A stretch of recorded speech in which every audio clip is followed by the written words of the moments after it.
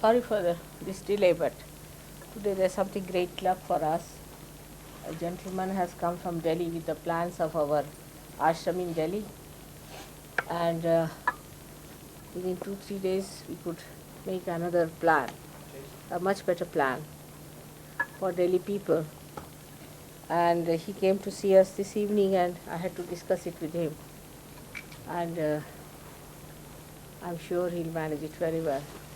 And he's invited Alan to go to India, and he's going to look after Alan there, and he's going to make him stay in India, where Alan is going to work out the whole thing. So let's give a hand to Alan.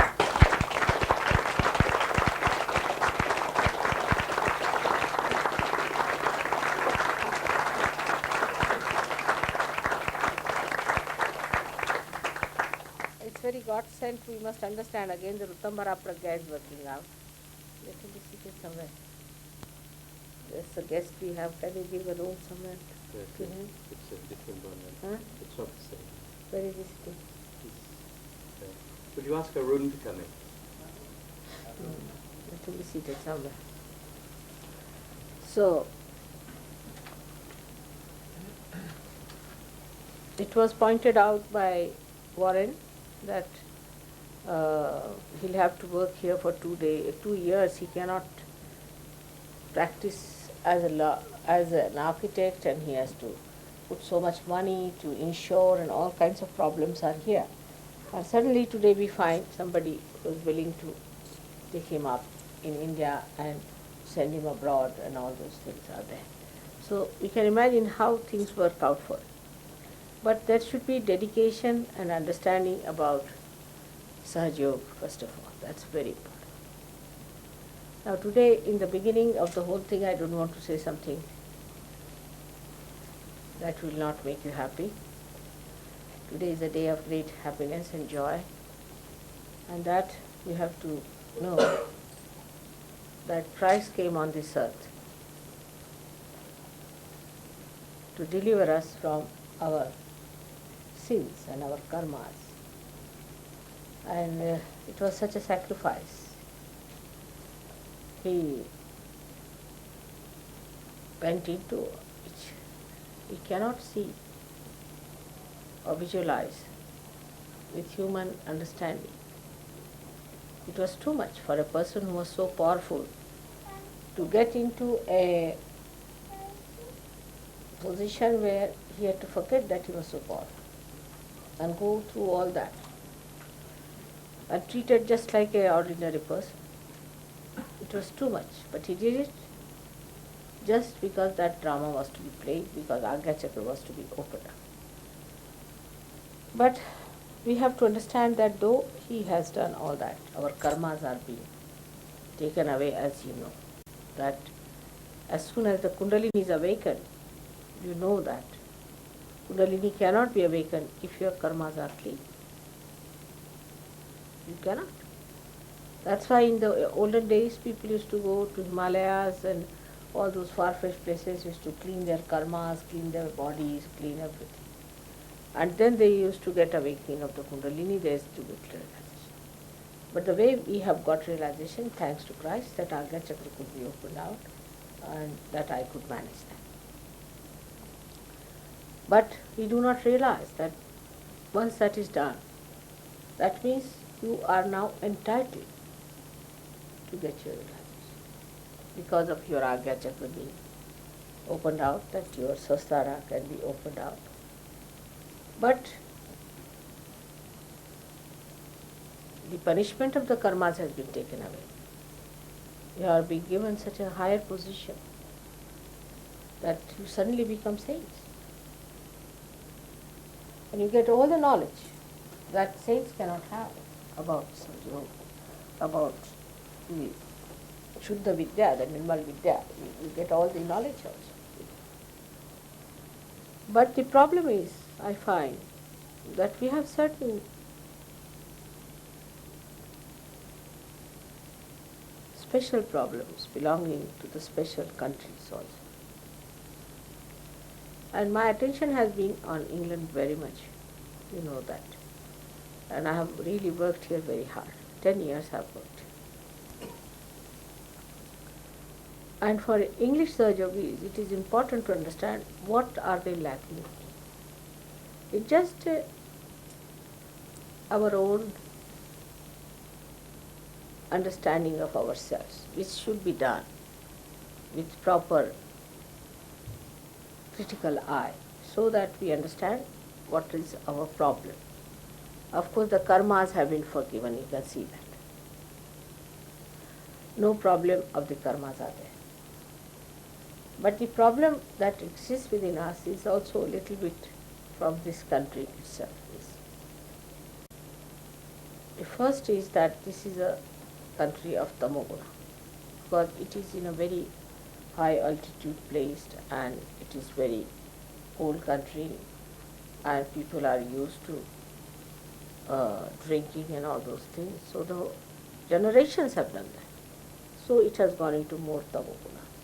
And now it is so saturated that Tamoguna, when once upon a time it was on the right side, now it has gone onto the left side, because the whole saturation of that drinking and all those things have brought this Tamoguna to settle down in this country. So the first problem is of Tamoguna. And Tamoguna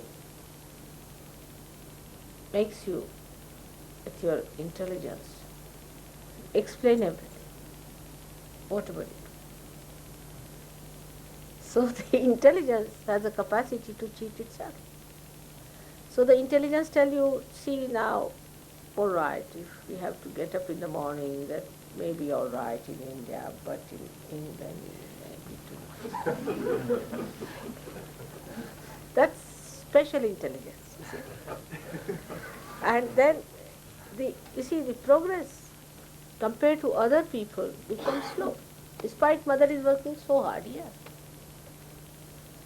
The second thing is that Tamogunis, you see, because they have to live with their Tamogun, they become very shallow. And their depth is missing, because they are on the other side of it. And they do not touch their depth, so they can live very superficial, you see. Whatever they do, they don't feel anything. They are not ashamed of it, they are not touched by it, whatever it is. At the most they blame a bhoot somewhere, that's all. But otherwise, in a shallow way, one does. They do not touch it that much where they should touch because of Tamoguna. Now, as it is, this is the heart of the universe. And a person who has a heart is the most deep personality. Because you see, doing with the heart. Anything done with the heart means you are all out for it. But just the other way around it is, that sometimes when we are shallow, there is no heart, nothing. We do something without the heart. Now, as you have seen in the Ashtanga Yogas, there is many times I have said, Ishvara Pranidhan is the first. Now, what is Ishvara Pranidhan? We must understand. Ishvara Pranidhan is the establishment of God in your heart. Now, how do you do? You see a mantra. You are just saying it outwardly. You are clearing out outwardly. You are meditating outwardly. But when you are saying that, you are just using your right side or your left side, but not your heart. So what you have to do is to balance it. When you are saying something, say it with devotion, with dedication, with understanding. And try to put it in your heart. That whatever I am saying is a mantra given to me by Adi Shakti herself. So is a mantra very powerful. But the mantras also lose their powers if you do not have the Ishvara Pranidhan. That means your Ishvara must be established in your heart. And this is what we lack. is that when we do something, we just do outwardly in a shallow. And if you are shallow, you will be playing with this.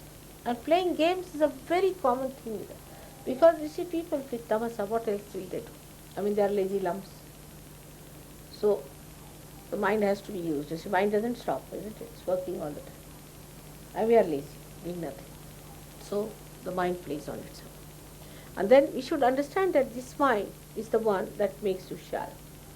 We make faces as if we are very happy before mother, or something like that, or we say we are very, this thing, we have achieved this and that, suppose. But she knows. So what we have to do is to feel what we want to say, what we have to do. That is Ishvara Pranidhana. It should not be superficial. I have seen people, oh mother, this, that. But this is just coming from the lips only sometimes. It should come from the heart. Try to feel that. You will see the joy will be much more. You are trying to give me joy. You try to give yourself that joy. But that's what you are feeling within your heart. Try to feel that in your heart. Then the Ishvara Pranidhana is done. But this is one of the problems, is the tamasa. But when they were aggressive in this country, when they had aggression, see, they created another problem, is to sort of condition our minds. This also we should face it directly. Especially for Britishers, it is important to face that. Very important, because I have been noticing it is happening. Now what happens? Supposing you are an aggressor, means what do you? I mean, see, in a stock, just forget that you are Britisher, just go away from it. You just think like this, that this is your house, then you become quite healthy, hefty, and you go and attack another person, drive him out of his house, stay there nicely for 300 years. It is that. As simple as that. That's what the forefathers have done here. And they have conditioned our mind. Means what have you done? That means you have no respect for anybody else's country. Simple as that. That they showed no respect for anybody else's life. To them, they were the ones, they could occupy other countries, they could capture other countries, live there, dominate them. But as a result of that, the conditioning is still in the minds. Because when we live, say, in the ashram, I was very happy to know that the ashram of Brighton is looking so much better. People are looking after it. It's a very big thing. That shows that you respect that place, which is a holy place.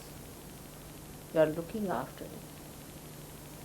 Otherwise, formerly the ashram was this, that the bills would rise so high that everybody became bankrupt with that. Everything was broken, everything was thrown away.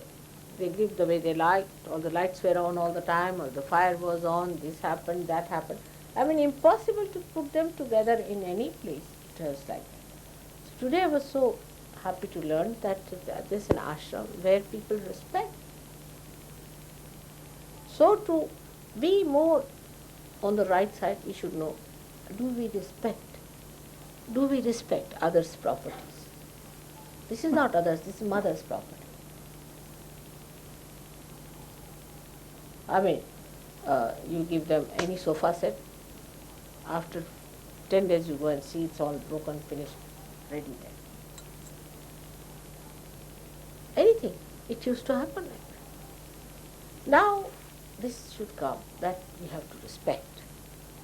We have to respect now the property, which is, first of all, started with Sahaj Yoga property. And then it will start with others. We have to respect. Then another conditioning that we have from the society, we must face it. It's very funny, is this, that nobody respects anybody's wife or anybody's husband. They are married, but their eyes will be on somebody's wife, somebody's sister. How can you do that? see to the subtle side, because now you have become subtler people. And you must see these problems exist in our country. That we have got this conditioning. Around us is all this going on. Somebody's wife is going with somebody's husband. No respect. They are married people. How can you carry on with somebody's wife or somebody's husband? Just think of the society in which we live, isn't it? Now somebody is married to someone. Now you cannot carry on with a person who belongs to somebody else. It's a simple thing like that. But it's on. You see, in the society, we live in that kind of a society. I mean, every day we hear such news. I mean, it is shocking sometimes. So we have to face the problems with which we are living. Like Indians have their own problems and they are horrid on that line. So we have to face our problems. So first of all, we have to know that we must establish Ishvara Pranidhanam. Sahaja Yoga cannot be established by people who are shallow, who are superficial inside. Some people think they can play about. They feel happy, by disturbing the ashramites, by talking against the ashram people about Sahaj Yogis. Many have seen. Sahaj Yogis are a horrid thing, as if other people are better. They go on like that, see, playing. But what is the thing? They lose. They are the losers. They don't understand this. By doing this kind of a thing, you are the loser. Whom are you playing with? You are playing against with yourself. Those people who try to criticize Sahaj Yogis must know that they are cutting themselves out of Sahaj Yoga. And this is just they are playing games, you see, and this should not be allowed. Nobody should criticize Sahaj Yogis, which is a group.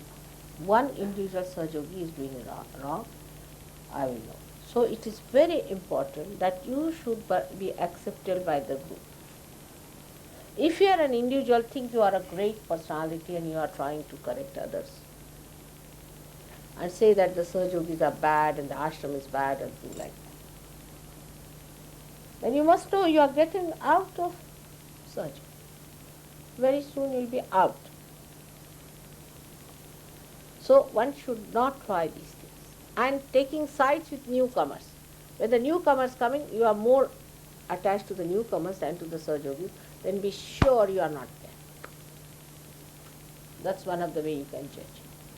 Are you with the collectivity or are you trying to get out of it and trying to control all the rest of it? All right? This is one of the ways of understanding yourself. All such tricks will put you out of Sahaj Yoga. And I think this is what Pluto is working out now. So be very careful. It's nice to celebrate, but spirituality is purity. If your heart is not pure, you will be fallen. Pluto is purity. And purity has one quality, that it is very joy-giving. It's glorious to be pure, to be innocent. But it also means that many things have to be dropped out, and those who don't drop out will be dropped out with those things. So I want to warn you that it's a very good day that has started today. But this is the problem we'll be facing now. So be very careful, don't play games with Sahaj Yoga. Clean your heart. This is for few people I know who are doing these things. I know about every one of them. So those who are against collectivity will be immediately dropped off. And then even if they want to come back, they cannot. That can be it. So try to be one with the group. Try to have better friendship, better relationship, better brotherhood, greater love, greater affection, complete understanding. Enjoy each other. That's the best way. Sahaj Yogis should enjoy each other, not the others. Others are others till they come to us. Remember that. In the eyes of God, others are others. Sahaj Yogis are His people. Others are not important at all, at all, at all. If they come, well and good. Of course, one should not be harsh with them, be kindly, nice, bring them along. But in a group, you have to be one. Then there should be no differentiation. I mean, that is one of the qualities the English had once upon a time. When Calais was invaded, at the time of Queen Elizabeth, the Catholics and the Roman Catholics and the Protestants all joined together, forgetting their differences. I hope you remember those good qualities of the English also. And that's what one has to understand, that when we are facing others, we are all one. And this is, I am telling you again, the unity is extremely important for the strength of Sahaja. Those who try to correct the Sahajogis all the time are really trying to play into the hands of Satan. They are doing no good to Sahaja. Be careful of such people. They will be thrown away. They will lose their vibrations and you will find them. So Sahaja Yoga, as it is a very great force of getting people together, also there is a force that is working which is going on. Because here, only those who will improve will become higher and higher, will be acceptable. There is no other criteria, you know that. Those who become purer and purer are accepted as Sahaja. You are all Sahaja Yogis here sitting down. But all of you have to become better and better and better. The first thing that will happen, that you will be clear-headed. What I find is that Tamogunis have no clear head.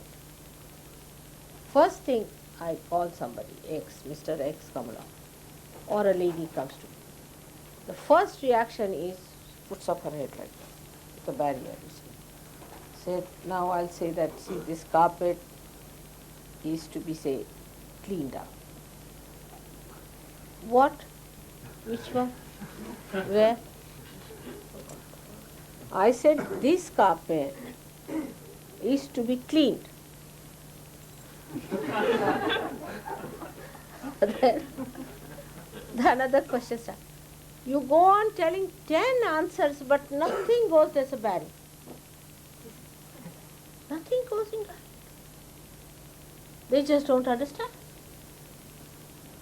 Now how to explain anything to such people? There's no clear headedness.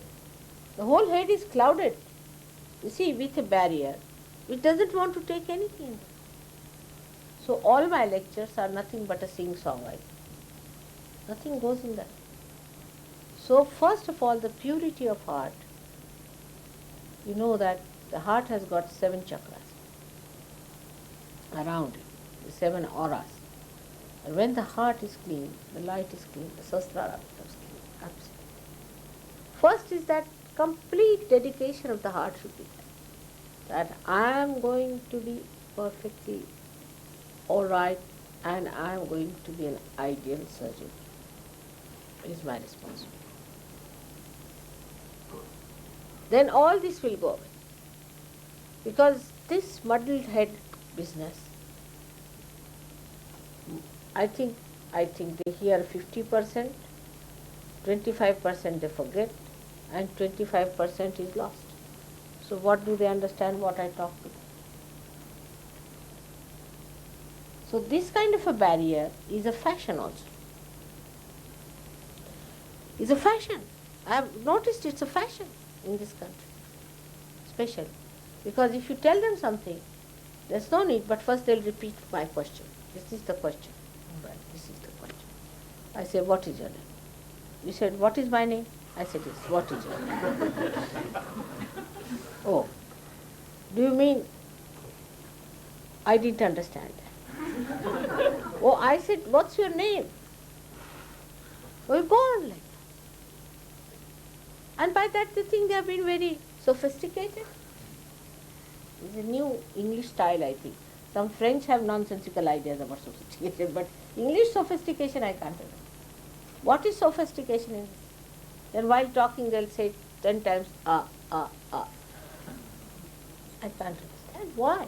Why can't you speak straightforward thing what is to be said? Now you must train up. Imagine a Sahaj Yogi standing up to give a lecture with many uh, ah, ah. Then they'll think they are saying some mantras or what?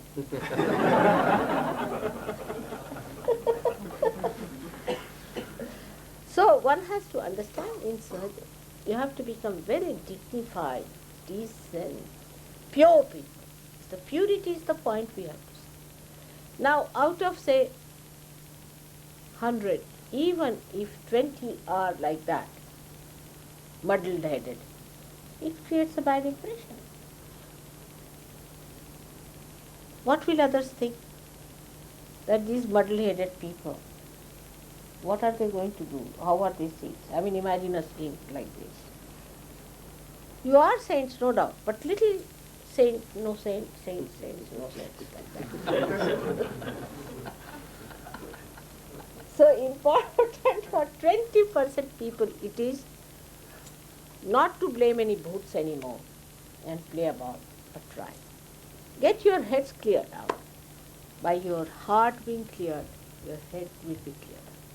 It's only through your heart you will get a clear idea as to what is to be done.